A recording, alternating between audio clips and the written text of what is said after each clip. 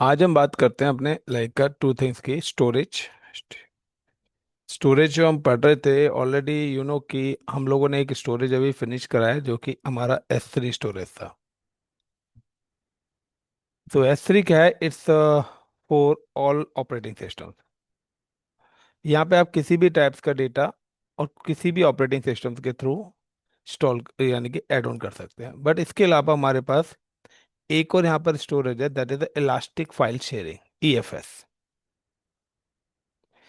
Okay, इसी को हम नेटवर्क फाइल शेयरिंग बोलते हैं विंडोज के लिनक्स के अंदर।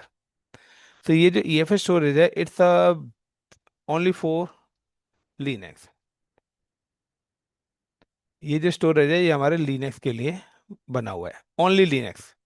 यानी कि लिनक्स की रिसोर्स ही इसके साथ कनेक्ट हो सकती हैं और डेटा शेयरिंग वगैरह कर सकते हैं। Clear the point? देन इसकी जो कंडीशंस है ना, टू टाइप्स की हमारे पास कंडीशन है। यानी कि ये जो S3 स्टोरेज था हमारा वो ग्लोबल था, बट ये क्या है, ये जोन बेस्ड है एंड रीजनल। सॉरी, एक एक मिनट कुल बीच में नेटवर्क डिस्कनेक्ट हो गया था, तो मैंने लिनक्स तक तो सुन लिया था, स्लीप और लिनक्स तक। ठीक है, ओनली फॉर लिनक्स। दूसरा क्या है, जो S3 है वो हमारे ग्लोबल सर्विस है। Got it? Global service in the sense कि ये सिर्फ जो है हमारा कहीं भी आप बनाएंगे तो यूनिक आप यही S3 स्टोरेज क्रिएट करेंगे। एंड लेकिन हमारे पास जो EFS है ये हमारा एक रीजनल या जोन बेस्ड है। यानी कि ये ग्लोबल सर्विस नहीं है AWS की, ये डेडिकेटेड रीजनल सर्विसेज है। Is it clear the point? It's a regional service of AWS। Now अब बेसिकली ये क्या है, this is use for sharing. ये जो हमारा है ये यूज होता है, EFS use for the data sharing. EFS use for data sharing between Linux. इसका जो हम यूज करते हैं वो डेटा शेयरिंग के लिए यूज करते हैं। Use protocols NFS। और इसको कनेक्ट करने के लिए हमारे जो भी सर्वर्स हैं, हमारे जो भी सिस्टम्स हैं, उन पर NFS प्रोटोकॉल अलाउड होना चाहिए, नेटवर्क फाइल शेयरिंग।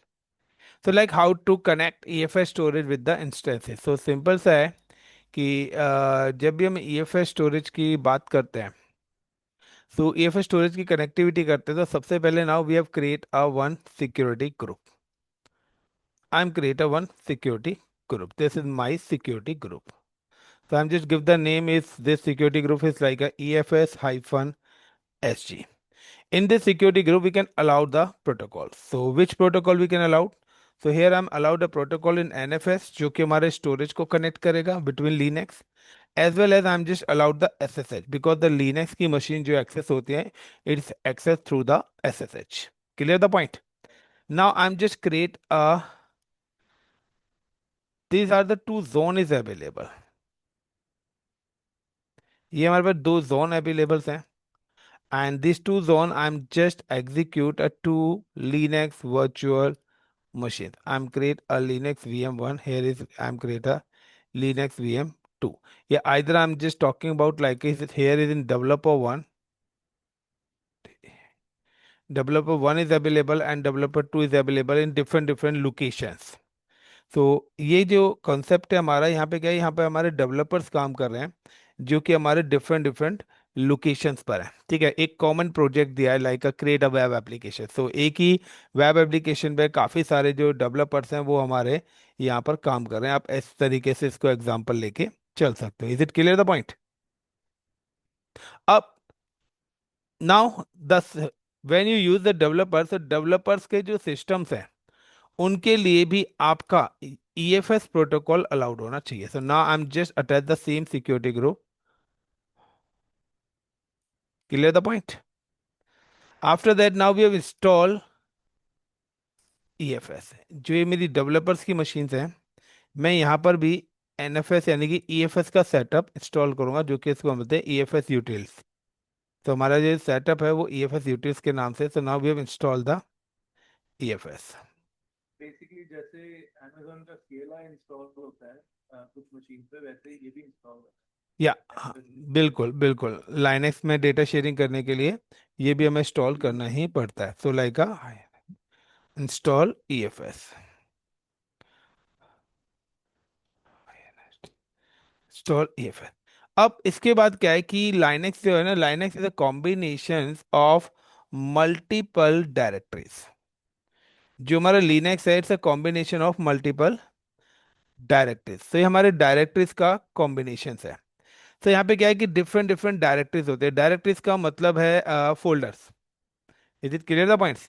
सो यहाँ पे क्या है कि सपोज कि अब मेरे पास एक प्रोजेक्ट है common, like I am just asking like a project is related to the, like मेरे पास एक प्रोजेक्ट है पाइथन का।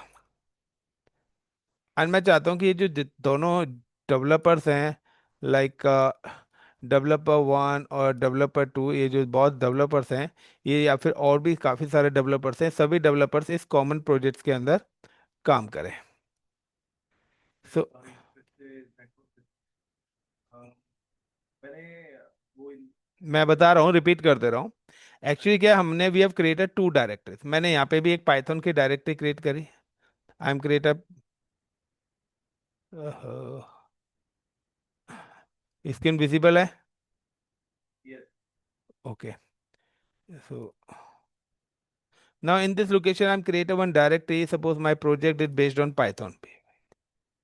तो मैंने लिखा python D1, developer one directory है, is it D1। And here is in one another directory, यानी कि यहाँ पर भी एक डेवलपर है, उसने भी क्या करा है, अपनी एक डायरेक्टरी एग्जीक्यूट करी है, जो कि हमारी है लाइक का Python -D2। Clear the point? अब मैं चाहता हूँ कि ये जो दोनों यूजर्स हैं, लाइक अगर यहाँ पे इस डेवलपर ने कोई भी XYZ फाइल बनाई है, तो this XYZ file is visible to this user also, क्योंकि कॉमन प्रोजेक्ट्स है। तो इन सभी को अपना डेटा एक तरीके से दिखना चाहिए। Clear the point? तो इस केस में क्या करूंगा नाउ, कि मैं क्या करूंगा, I am create a one storage, I am create a one centralise storage. And this storage, जो कि हमें काफी ज्यादा हाई स्पीड के साथ डेटा ट्रांसफर करता है बिटवीन सर्वर्स। तो I am create a one EFS storage, and this EFS storage को भी हम क्या करेंगे now, connect with this security group.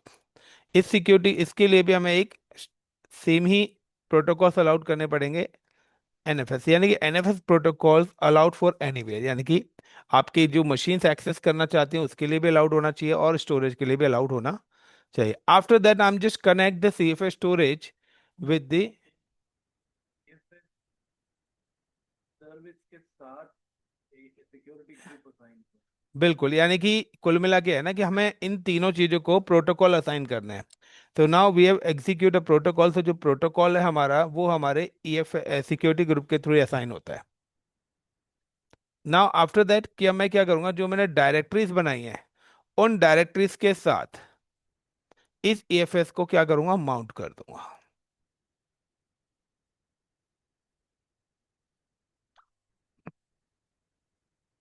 Got it the point?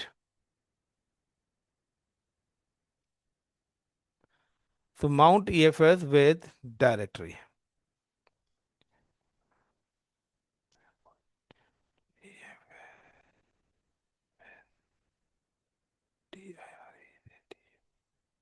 तो मैं अपने EFS के साथ इनको क्या कर दूंगा, माउंटिंग कर दूंगा। अब होगा क्या कि अगर XYZ नाम का कोई भी काम करा, तो ये डेटा जो है यहाँ पर सेव होगा।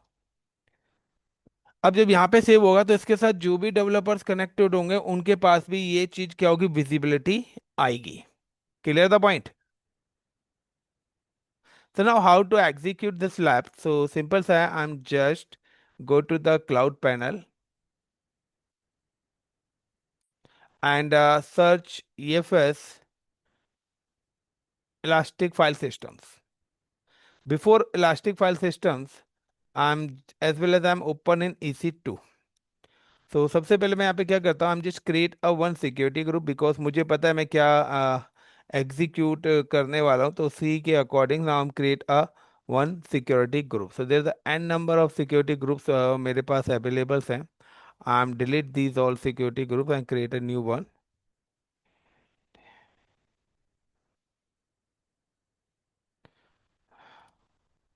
Now create security group. I'm just give the security group name is EFS-SG security group. And now all allow protocol. Allow protocols and select the default VPC add. तो यहाँ पे मैं क्या कर रहा हूँ, मैं एक EFS जो कि हमारे स्टोरेज के थ्रू कनेक्टिविटी कराएगा जहाँ पे, तो यहाँ पे NFS प्रोटोकॉल नाम है उसका। एक लिनक्स का कंसोल एक्सेस करना है तो SSH। इसके अलावा मैं एक और यहाँ पे प्रोटोकॉल अलाउड करा रहा हूँ MySQL Arora. Is it clear? तो ये प्रोटोकॉल क्यों है? बिकॉज क्योंकि अगर मैं यहाँ पर इन सिस्टम्स को डेटाबेस भी एलोकेट करना चाहता हूँ। Is it clear the point? So इनको मैं क्या करना चाहता हूँ, कोई डेटाबेस, डेटाबेस का मतलब है RDS, रिलेशनल डेटाबेस सर्विसेज। सो अगर मैं यहाँ पे कोई RDS क्रिएट कर रहा हूँ और RDS की कनेक्टिविटी भी कराना चाहता हूँ, तो RDS के लिए मेरा जो प्रोटोकॉल है वो है MySQL। Clear the point? So इसलिए मैंने पहले ही क्या करा है, यहाँ पर ये प्रोटोकॉल अलाउड कर दिया है। या आपको नहीं पता तो you can just use the all traffic for the IPv4 and IPv6। Clear है? Yes.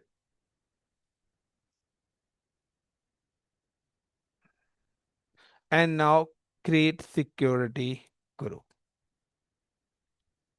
So create security group, create this same permission must be appear in multiple times.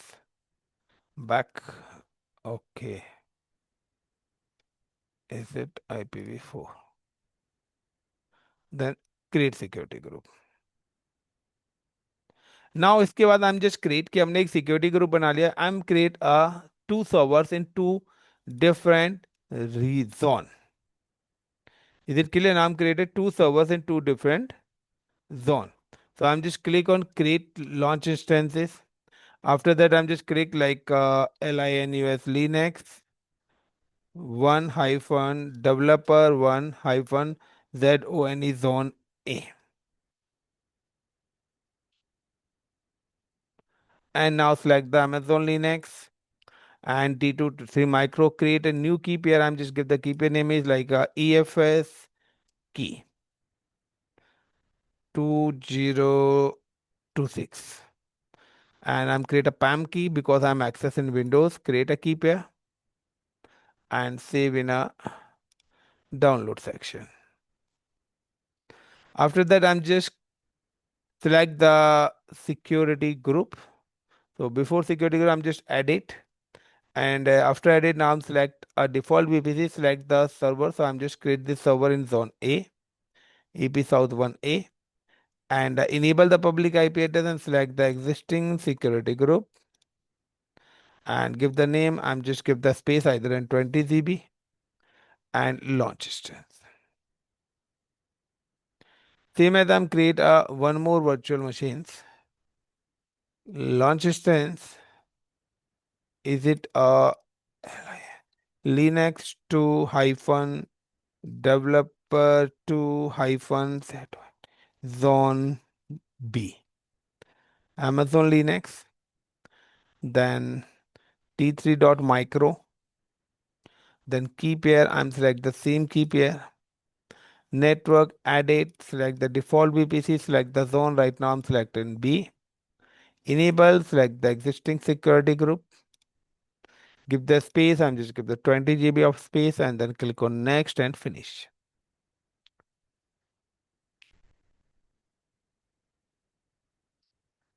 Now, so as per the diagram, I'm just create one more thing. I'm just create a EFS storage. So I'm just click on the EFS.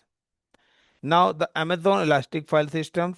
Amazon Elastic File System provide a simple scale elastic file system for general purpose workflow for use the AWS cloud service and on promise resources. So basically data transmission के लिए use करते हैं। तो with the EFS is there are no minimum fees, so like create a file system, and after that I'm just give the name like my EFS storage storage, so in which VPC default. अब यहाँ पे एक option आ रहा है customise.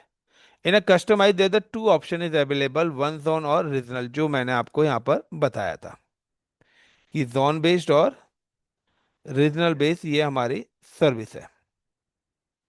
तो अब अगर आपको कोई भी चीज़ जॉन बेस या रीजनल बेस एग्जीक्यूट करनी है, तो उसके लिए अब आप मुझे बताइए कि हम कौन सी ऑप्शन सेलेक्ट करें कि अगर हमारी मशीन्स मल्टी जोन है, सो नाउ कि हम यहाँ पे कौन सी सर्विस का यूज़ करेंगे।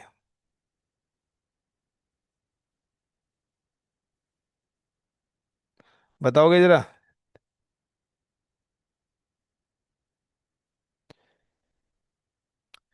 गुरमीत,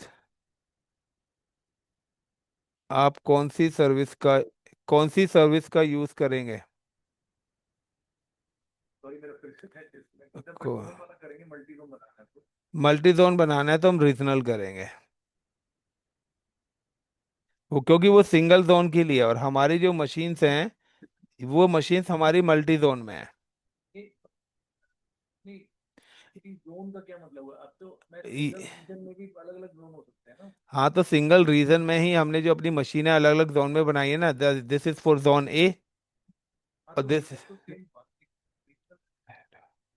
वो सिंगल जोन के लिए, this is for single zone. अगर आपकी मशीन सिंगल जोन रीजनल, में, हाँ, तो तो रीजनल का मतलब सेम। मल्टी जोन, सिंगल का रीजनल का मतलब है मल्टी जोन।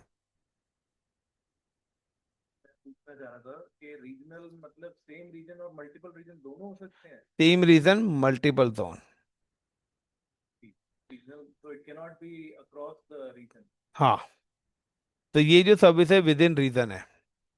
तो नाउ कि अगर मैं यहाँ पे वन जोन करूंगा तो मैं एट अ वन टाइम एक ही सिलेक्ट कर सकता हूँ, बट मेरी जो मशीन्स हैं वो डिफरेंट डिफरेंट जोन में है।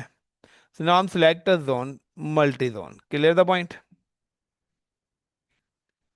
You have to choose to either store data across a multiple availability zone or within a single availability zone. But now the my server right now create in a multi zone. Clear this point? हाँ जी। Then encryptions मैं फिलहाल हटा रहा हूँ। Next. तो यहाँ पे देखिए, यहाँ पे ये क्या है, ये इसने तीनों जोन दिखा दिए। बट नाउ कि मेरी जो मशीन है, अगर मैं देखता हूँ ये सी जोन है, सी में तो मैंने कुछ बनाया ही नहीं है। I am remove it. Now remove the security groups and add my own security group, जिसके अंदर से मैंने अपने प्रोटोकॉल असाइन करे हैं। Clear the point. Then next and create.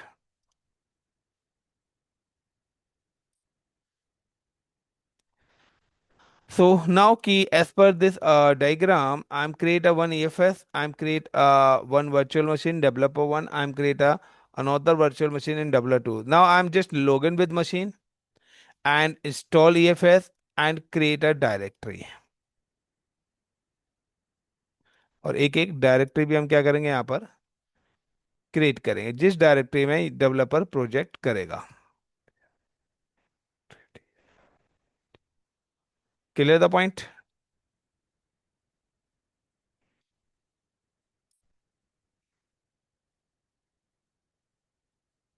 So create a directory. So now, first of all, I'm just login with the Linux machines. So I'm just click on open here and एक minute. तो मैंने क्या करा है, ये दो Windows parallelly ले रही है। तो ये दोनों विंडोज आपकी शिफ्ट ऑल्ट के साथ प्लस का साइन दबाओगे तो ये दो विंडोज आपकी पैरेलली खुल जाएंगे। So now I'm just click on cloud portals and Linux machines. Linux one machine is available, and now connect and SSH client, copy URL and cddown download and paste and enter and yes. Then sudo host name is like developer one. Sudo hyphen. So this is my first machine. Okay. Developer one and yum update hyphen y. सबसे पहले हम just update the repository.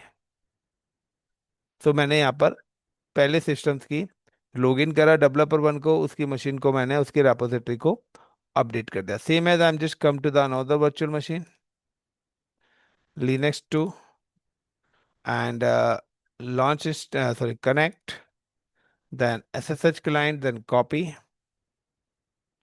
करने के बाद आई am just click on here, is it cd download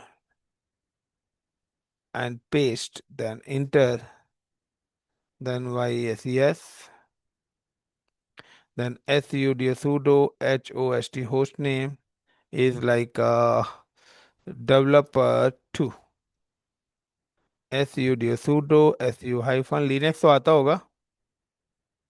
हाँ, ठीक knowledge है मुझे, मैंने काफी काम किया उस पे।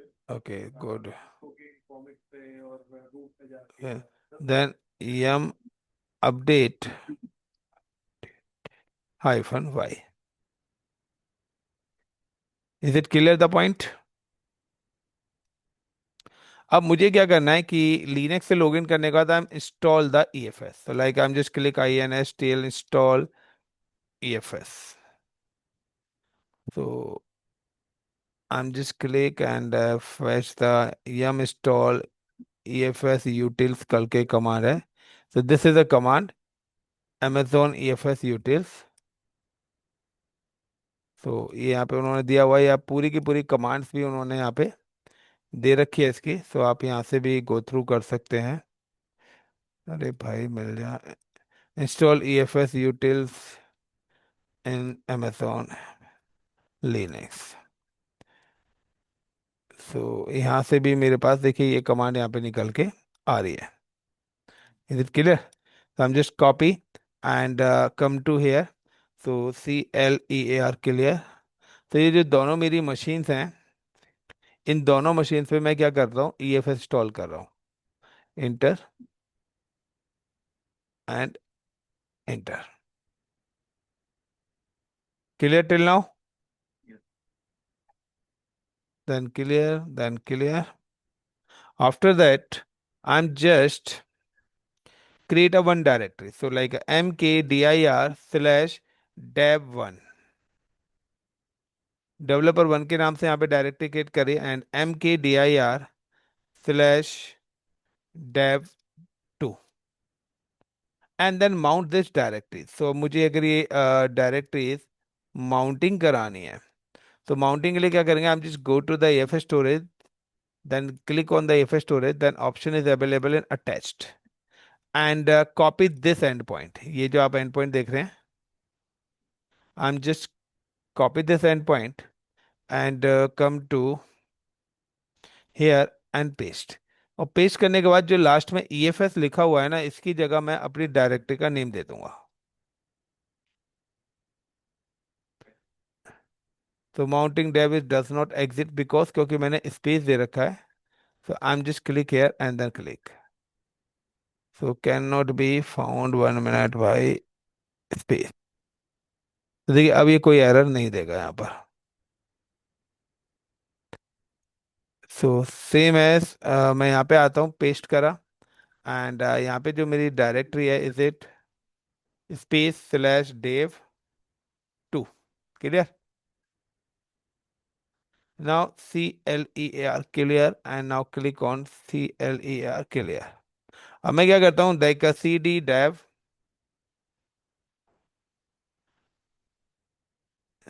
dev1.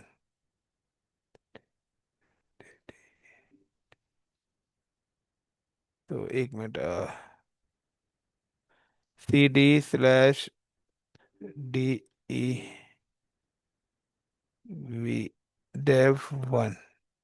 एक बार PWD करो, क्या नाम है? रूट पे होऊंगा, रूट पे ही हूँ, सी डी स्लैश में चला जाता हूँ, नाउ द सी डी। अरे भाई क्या हुआ, L S. Okay, dev one के अंदर तो मैं आ चुका हूँ ना, क्लियर एक सो। बार ओके, देन यहाँ पे C D slash D E V dev two. ये नो सच फाइल और डायरेक्टरी क्यों बोल रहा है, और आ भी गया है। चलिए, मैं यहाँ पे क्या करता हूँ, एक फाइल क्रिएट करता हूँ, like a TOUCH touch, like a DELHI Delhi. Now type the LS, तो यहाँ पे दिल्ली फाइल दिख रही है। यू कैन सी कि अगर मैं यहाँ पे एलएस करूंगा तो ये फाइल मुझे यहाँ भी दिखाई देगी। सो ये इस वाली के अंदर जाना है पहले तो मुझे। So C D DEV1, then ls, and here I'm just type the cd, type the cd slash, then type the ls, so यहाँ पे cd dev dev2, clear the point। dev2 क्या हो गया, मल्टी फाइल क्यों बन गई है, dev then dev2। Okay, dev के नाम से ऑलरेडी डायरेक्टरी होती है ना इसमें। LS-L कर लो ना, उसमें डेट पता चल जाएगी। नहीं नहीं, अभी रुक जाओ, कोई नहीं, MKDIR is D1 D2, then ls and type the ls, clear। क्या?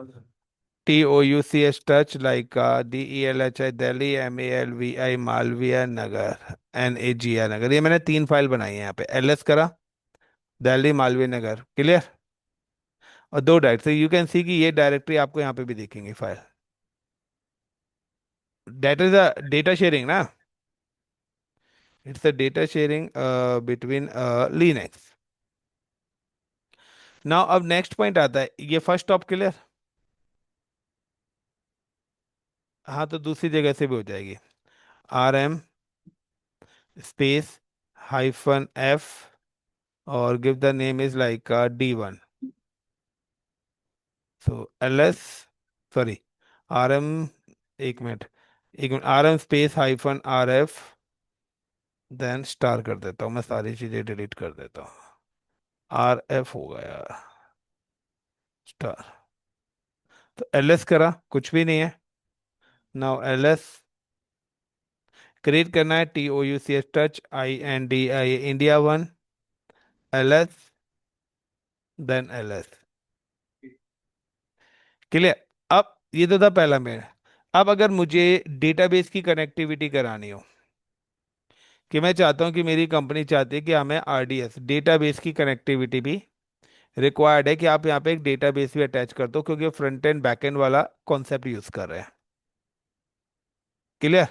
Now we have install the RDS। मैं यहाँ पर क्या करूंगा, यहाँ पे मैं SQL इंस्टॉल करूंगा। तो EFS की कनेक्टिविटी करा रहा है। नाउ SQL के लिए, now we have install the SQL, clear this point. Install SQL and install SQL and allow protocols, और प्रोटोकॉल्स भी सिक्योरिटी ग्रुप के अंदर अलाउड करना है। सो ऑलरेडी मैंने प्रोटोकॉल्स अलाउड करा हुआ है, आपको पता है, यस और नो। सो अब इसके बाद नेक्स्ट पॉइंट पे हम चलते हैं अपना। सो इफ हम just go with the next point. So अब यहाँ पे क्या है कि मुझे अगर RDS क्रिएट करना है, सो आपको पता है कि जो डेटाबेस है, so this database is a structure formats. तो ये डेटाबेस जो है, जो हमारे स्ट्रक्चर क्वेरी को यूज करता है और स्ट्रक्चर फॉर्मेट के डेटा को ही सेव करता है डेटाबेस के अंदर। Is it clear the point. And by default in RDS is a private access, इसके पास हमारा प्राइवेट एक्सेस होता है when we provide the publicly. तो प्राइवेट एक्सेस का मतलब है विद इन अ VPC। तो within a VPC connectivity ये कराएगा। लेकिन अगर आपको इसका पब्लिक एक्सेस भी देना है, यानी कि मैं अलाउ कनेक्ट करना चाहता हूँ कि आपके पास कोई मशीन है, आपका लैपटॉप है और मेरा लैपटॉप भी है, तो मैं अगर कनेक्ट करना चाहता हूँ तो we are not connected with the cloud VPC, हम लोग अपने घर के वाईफाई से कनेक्ट है। So we have available in remote location. क्या चीज? नहीं नहीं। और we are also connected with the on laptop. हम लोग क्या है कि हम लोग रिमोट लोकेशन पर इस समय बैठे हुए हैं, तो उसके लिए क्या है, पब्लिक एक्सेस। तो हमें क्या करना पड़ेगा, पब्लिक एक्सेस अलाउड करना पड़ेगा अगर हम आउट ऑफ वीपीसी यानी कि उस नेटवर्क से बाहर की मशीन को कनेक्ट करते हैं। Clear the point? Otherwise by default क्या है, प्राइवेट एक्सेस है। So how to create database and connect with the infrastructure. So अगर मुझे अब डेटाबेस की कनेक्टिविटी करनी है और मैं चाहता हूं कि मेरा डेटाबेस कनेक्ट हो जाए लाइक एक बार बताइए। आपकी वॉइस नहीं आ रही है।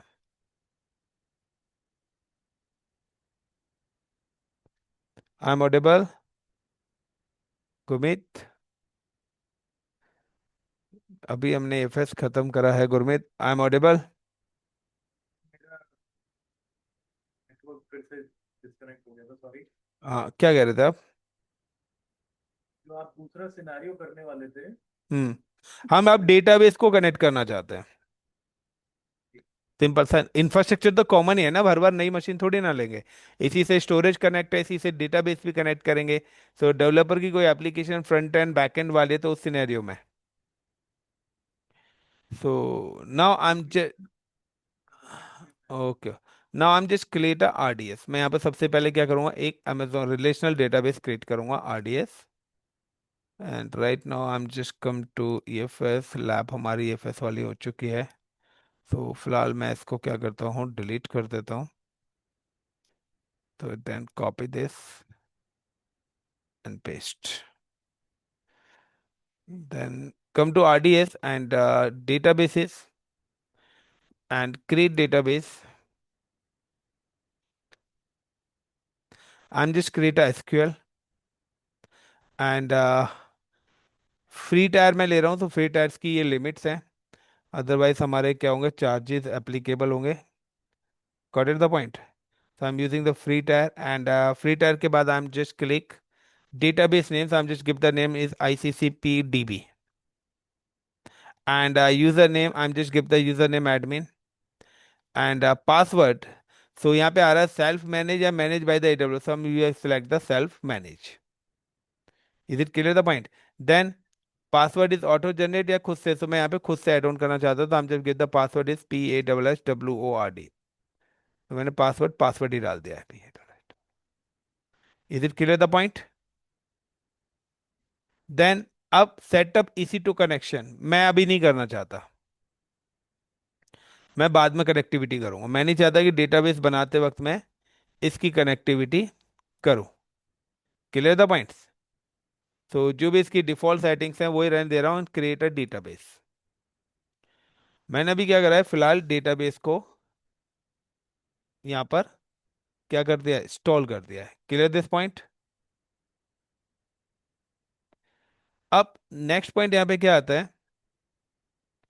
नेक्स्ट पॉइंट यहाँ पे आता है डियर कि आई एम जस्ट, कि अब मुझे क्या करना है कि जिस भी मशीन के साथ डेटाबेस की कनेक्टिविटी करानी है, उस मशीन के साथ में क्या करूंगा, सबसे पहले इस डेटाबेस की कनेक्टिविटी मुझे मशीन से करानी है, उस मशीन पे नाउ हम इंस्टॉल द एसक्यूएल। मैं सबसे पहले उस मशीन पे क्या करूंगा, एसक्यूएल इंस्टॉल करूंगा। तो नाउ अब यहाँ पे ये कि जैसे हमने लिखा ना, install EFS utils on Amazon Linux, same as install my, तो इंस्टॉल माई एसक्यूएल, या आपके पास ये कमांड है, आप इस कमांड का भी यूज कर सकते हैं, या आप यहाँ पे लिख देंगे माई एसक्यूएल, तो ये आपको कमांड्स निकाल के दे देगा। सो पहले अपडेट कर देना है, देन ये रहा आपका लाइक का सूडो डिफ, या फिर यहाँ पे है सूडो, या यहाँ पे ये डिफरेंट डिफरेंट कमांड्स हमारे पास आ रही है। तो सूडो यम इंस्टॉल HTTPS:/MySQL, सो आप अपनी मर्जी से यहाँ पे कोई भी कमांड्स ले सकते हैं। Now I am just execute, कि मुझे अगर इंस्टॉल करना है तो मैं यहाँ पे लिखूंगा sudo diff install -y mysql।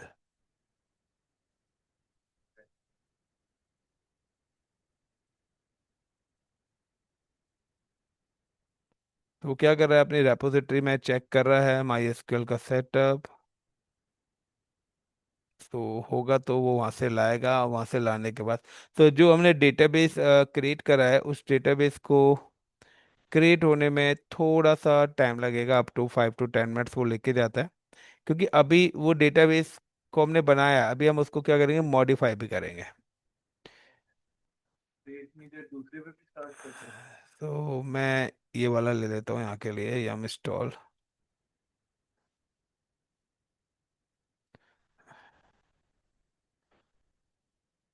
क्योंकि ना अभी कुछ अपडेट्स आई है ना, तो बहुत सारी जो चीज़ें हैं ना चेंज करी है। तो सर्च कर रहा है भाई, वो उसको ढूंढने दो।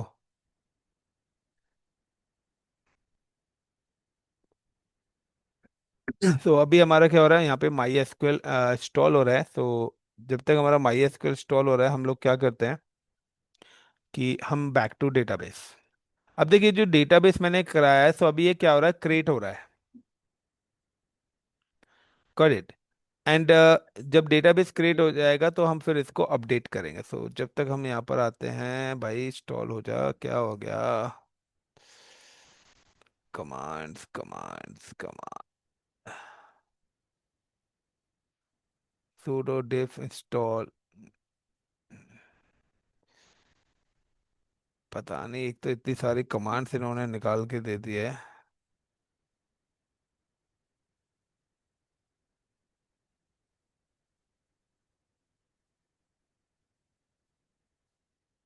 क्या हुआ यार, इसने तो बिजी ही कर दिया पूरा पैनल। प्रोसेस नहीं दिखा रहा है। कुछ ना एरर दे रहा ना कुछ दे रहा। क्लोज करके दोबारा खोल। वो ही करना पड़ेगा। सो नहीं, कंसोल बिली कर दिया, बिजी कर दिया इसने बस। तो CDDOWN download and minikube मेरा बना हुआ है, Terraform. I am just call to file system EFS।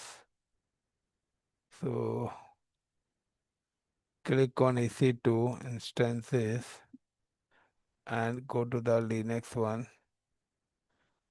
SSH connect।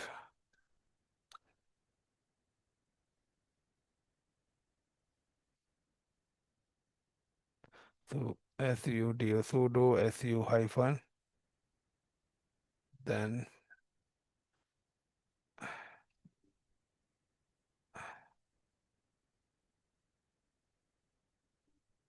click on here, copy, then click, then paste, then enter।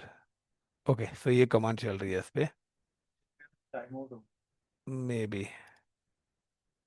तो इसको मैं यहाँ से डिलीट कर देता हूँ। क्लिक, सो देन यहाँ पे मैंने क्या करा, अपना माई एसक्यूएल क्या कर लिया, इंस्टॉल कर लिया है। तो 403 एरर आ रहा है अभी भी। ठीक है। तो सिंपल सा मैं यहाँ पे लिखता हूँ, like MINSTL install my SQL. ए यार, ले ले भाई।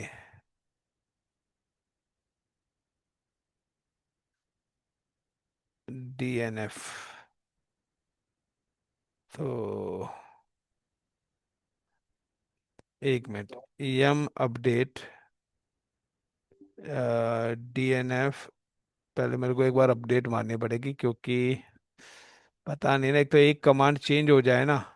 तो ये वाली कमांड है, सबसे पहले copy and paste enter. Then वो बोल रहा है भाई, इसके बाद आप ये कमांड का यूज़ करो।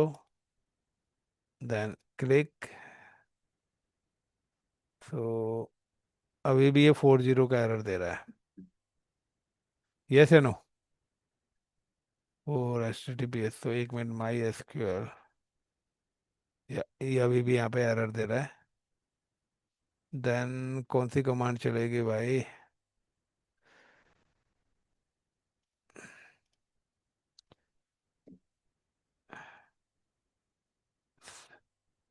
सेकंड वाले ले नहीं रहा, थर्ड वाले ले नहीं रहा है। अमेजोन की डॉक्यूमेंटेशन देख ली। ये अमेजोन का ही देख रहा हूँ मैं यार।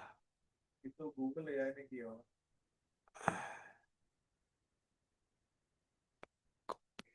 एसक्यूएल, ये देखते हैं हम लोग इंस्टॉल।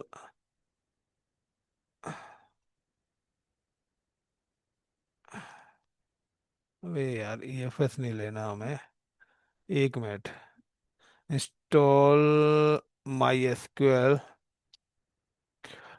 इन AWS लिनक्स। गूगल AI तो यही कमांड दे रहा है।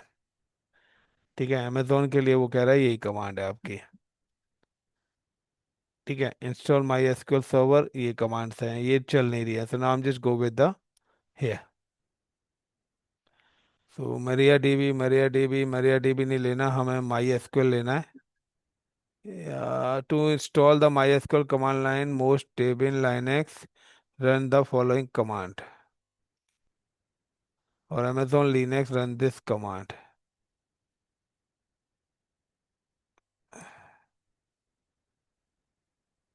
अबे भाई कहाँ गई?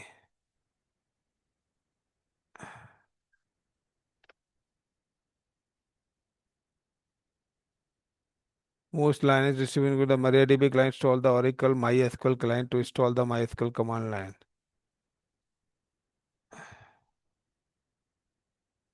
तो now paste, अब जाके चला है।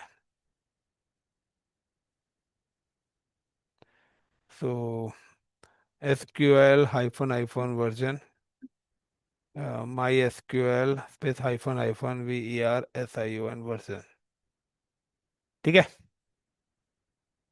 वर्जन 15.1। अब मुझे अगर यहाँ पे इसने,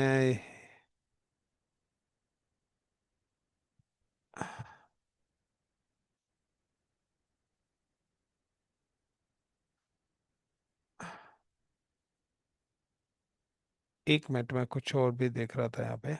चलो, अब हम क्या करते हैं, अब हम अपने बैक टू आते हैं डेटाबेस की। अब कनेक्टिविटी कैसे करानी है, इसे हमारा डेटाबेस है। मुझे अगर डेटाबेस की कनेक्टिविटी करानी है तो सिंपल सा है, मैं यहाँ पर आया एंड जब मैं इस डेटाबेस पे आया, सो इन दिस डेटाबेस की लोकेशन पे मेरे पास दो पैरामीटर्स हैं। कि हम just click on database and इसकी कॉन्फ़िगरेशन के अंदर आया, और कॉन्फ़िगरेशन में आने के बाद सबसे पहले मैं देखता हूँ इसका security group. Got it. So इसका जो सिक्योरिटी ग्रुप है, configuring DB, RDS, general purpose, then this is the 2 CPUs, 1 GB of RAM, then admin panel, then enable this, तो यहाँ पे हमारे पास सिक्योरिटी ग्रुप के कॉन्फ़िगरेशन नहीं आ रही। हम जस्ट क्लिक ऑन हेयर। सो भाई, कनेक्टिविटी एंड सिक्योरिटी, क्लियर। तो अब यहाँ पे इसकी कनेक्टिविटी और सिक्योरिटीज का ऑप्शन आ रहा है। तो सबसे पहले हम क्या करते हैं, इसकी सिक्योरिटी ग्रुप की कॉन्फ़िगरेशन देखते हैं। सब नीचे आते हैं, तो यहाँ पे ये इसका सिक्योरिटी ग्रुप इसको मिला हुआ है। Is it clear the point? तो इसने बनाया EC2 सिक्योरिटी ग्रुप के नाम से, इसने यहाँ पे एक सिक्योरिटी ग्रुप क्रिएट करा है। सो मुझे क्या करना है, now I am just click settings, या I am just click on this security group default SG, और यहाँ पे दो सिक्योरिटी ग्रुप्स इसने क्रिएट करे हैं। मैं क्या करूँगा, सबसे पहले इन सिक्योरिटी ग्रुप्स के अंदर प्रोटोकॉल्स को अलाउड करूँगा। कौन से वाला, जो मेरा डेटाबेस का प्रोटोकॉल है। Is it clear? या मैं क्या करूँगा, मैं सिंपल सा क्या करता हूँ, मैं इसको मॉडिफाई पे क्लिक कर देता हूँ। अब मॉडिफाई पे क्लिक करने के बाद सबसे पहले वो डेटाबेस नेम ले रहा है। ठीक है, पासवर्ड हमने दे रखा है। अब यहाँ पे आ रहा है ये, अब स्टोरेज 20% ले लिया। अब 20% लेने के बाद यहाँ पे ले रहा है वो IPv4। VPC वो डिफॉल्ट ले रहा है, और security groups I am just select the EFS security group. Clear the point. Second number पे एडिशनल कॉन्फ़िगरेशंस के अंदर आ रहा हूँ, public access by default disabled है। मैं इस डेटाबेस को बाहर भी एक्सेस करना चाहता हूँ, तो I am just click on public accessibility. Clear. Then 3306 and audit logs, मैं यहाँ पे ऑडिट लॉग्स को अनचेक कर देता हूँ, मुझे नहीं चाहिए क्योंकि अननेसेसरी पैसा मेरा बनेगा। बैकअप भी मैं नहीं लेना चाह रहा, बट वो बाय डिफॉल्ट 7 डेज का ले रहा है। And now continue. सो मैंने यहाँ पे चेंज करी है security group public access. Clear the point. And पहले ये था, और अब क्या हो रहा है, ये हो गया है। Then modify database. अब जब भी हम डेटाबेस को मॉडिफाई कर दिया, सो सिक्योर सक्सेसफुली मॉडिफाई। अब मुझे डेटाबेस की कनेक्टिविटी करानी है, तो हम just click on this database. And ये यहाँ पर मुझे क्या देगा, एक एंड पॉइंट देता है। This database give me the end point.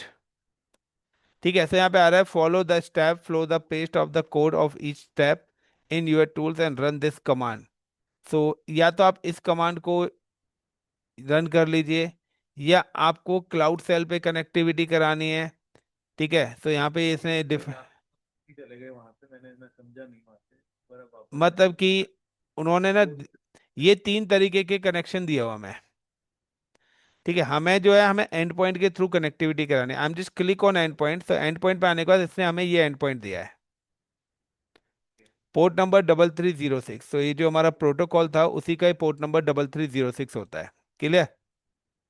तो एंड पॉइंट, पॉइंट क्या हुआ यहाँ पे सर? एंड पॉइंट से कनेक्टिविटी कराएंगे, लाइक मुझे अगर डेटाबेस करना है, तो मैंने यहाँ पे लिखा MySQL स्पेस -u। यू का मतलब है यूजर, यूजर था एडमिन, -h। एच का मतलब है होस्ट, मैं इस एंड पॉइंट पे लॉगिन होना चाहता हूँ। -p, पी का मतलब है पासवर्ड, इंटर करा, it's cost the PASSWORD।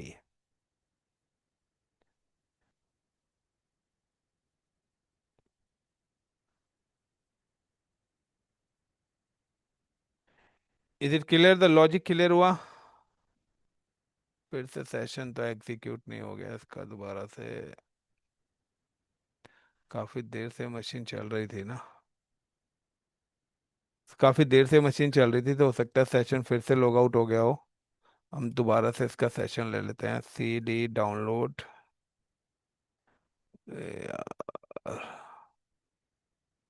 Copy, paste, inter, YES।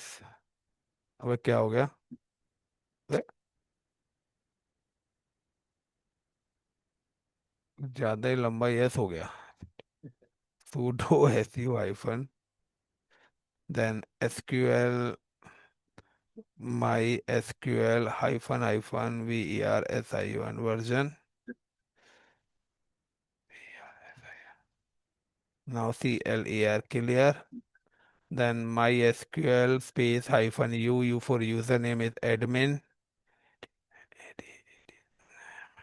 then -h for host, and paste the endpoint, copy, and then paste, then space -p, PASSWORD password। और इधर मैं क्या करता हूँ, मेरे पास यहाँ पे एक सॉफ्टवेयर भी पड़ा हुआ है, इट्स वर्क बेंच। ठीक है, MySQL वर्क बेंच, जो कि मेरे सिस्टम पर है। Clear the point. मैंने यहाँ पे क्लिक करा, एंड यहाँ पे दिया like AWS RDS, and click on host name में मैंने ये सेम एंड पॉइंट दे दिया, 3306 पोर्ट है मेरा। And admin is my user, Windows के लिए। And store world, PASSWORD, password is password, then okay, then okay.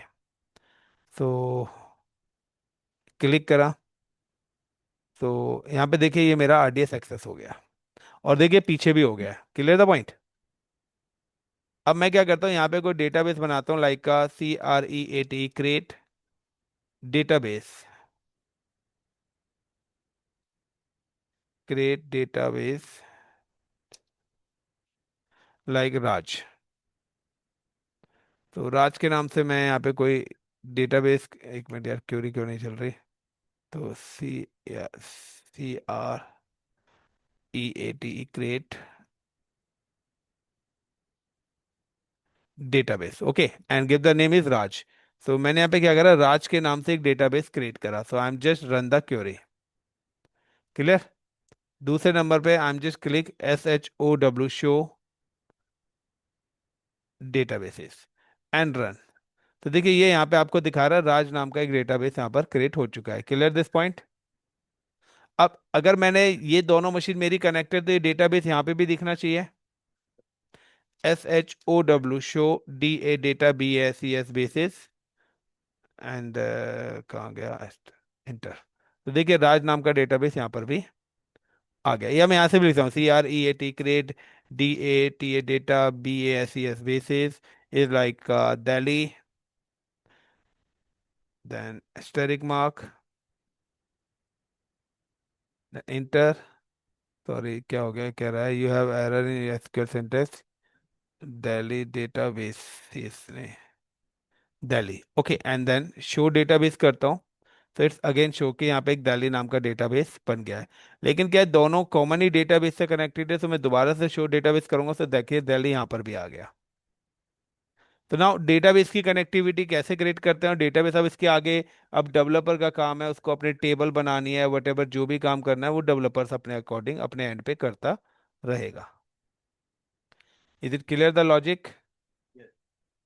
So these are the two labs हमने करी हैं, एक एसक्यूएल कॉन्फ़िगरेशन और एक database configuration. Thank you. Enough है।